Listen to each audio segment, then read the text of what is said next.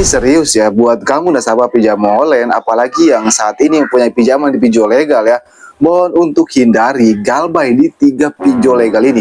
Karena ini efeknya itu lebih parah loh dari aku laku, dari kredipo, bahkan lebih parah dari pinjol yang memiliki DC lapangan.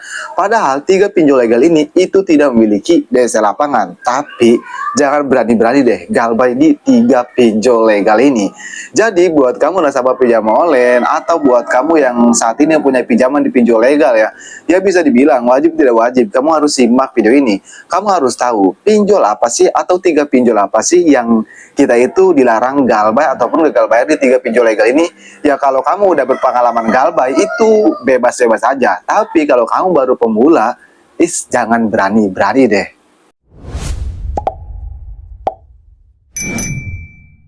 Cuman sebelum pembahasannya, buat kamu yang bergabung ke grup WA Galbay, untuk linknya ada di tab komunitas ini, kamu bisa langsung klik saja. Grup WA Galbay itu gratis, tidak ada biaya apapun. Di sana ada ratusan bahkan ribuan nasabah yang galbay ataupun gagal bayar di pinjol legal. Nah, kita kembali lagi ke topik pembahasan. Apa sih 3 pinjol legal ini? Sehingga bagi para pemula nasabah yang galbay atau gagal bayar di pinjol legal, itu jangan loh galbay di 3 pinjol legal ini. Dan kamu juga harus tahu ya, ini itu tidak asal bicara atau mengada-ngada, tapi ini sesuai data dan faktanya yang terjadi di lapangan. Yang pertama yaitu pinjol solusiku.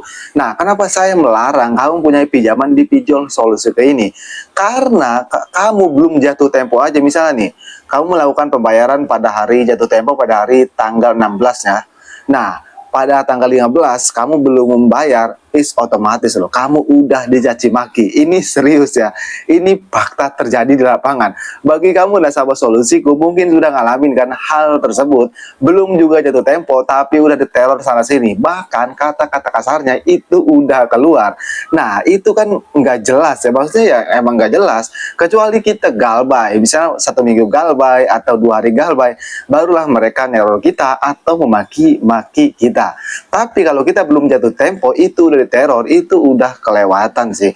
Jadi buat kamu nih nasabah pinjaman online yang niat mempunyai pinjaman ya, jangan deh mempunyai pinjaman di pinjol solusiku ini. Kenapa? Karena bagi nasabah yang tidak punya mental yang kuat, otomatis pasti kena mental, pasti ketakutan. Itu untuk yang pertama.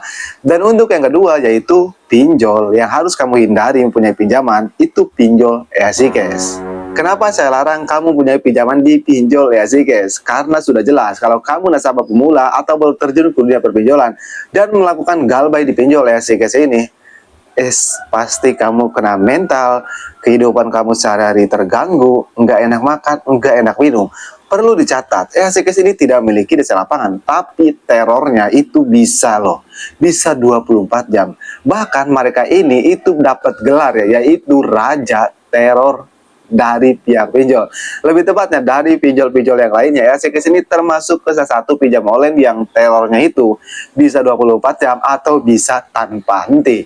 Jadi kalau kamu nasabah yang galbay baru pemula atau baru terjun ke dunia perpinjolan, jangan deh melakukan galbay di pinjol EasyCash ini. Dan untuk yang terakhir ya, menurut saya bisa dibilang ini yang paling parah sih. Kenapa? Karena selain bunganya nggak ngotak, yang kedua terornya juga nggak ngotak, yaitu lintah darat gaya modern. Pinjol apa bang? Yaitu pinjol home credit Indonesia atau HCI. Nah, pinjol home credit Indonesia ini udah mah terornya enggak ngotak, ditambah bunganya juga enggak ngotak. Jadi kalau kamu baru pemula nih dan ingin niat mempunyai pinjaman atau niat ingin melakukan pinjaman di pinjol HCI ini, jangan ya. Daripada nanti ujungnya kamu kena mental, utang kamu numpuk karena bunganya nggak ngotak dan diteror secara terus-menerus. Apalagi HCI ini ya bisa dibilang memiliki desa lapangan. Meskipun di Jabodetabek pun itu belum merata ya. Tapi kalau kamu misalnya tinggal di kawasan Jakarta, ya tidak menutup kemungkinan kamu akan didatangi. Jadi itulah untuk yang ketiga yaitu pinjol home credit Indonesia. Nah mungkin buat kamu yang simak video ini, apakah kamu pernah galbay di salah satu pinjol tersebut? Gimana pengalamannya? Pasti sama persis kan seperti yang saya bilang. Oke, jadi mungkin saja video saya, mudah-mudahan bisa bermanfaat ya buat semua nasabah pinjaman online yang ingin atau punya niatan untuk melakukan pinjaman. Jangan deh melakukan pinjaman di 3 pinjol tersebut. Oke, saya Kang Galbay, sampai jumpa di video berikutnya.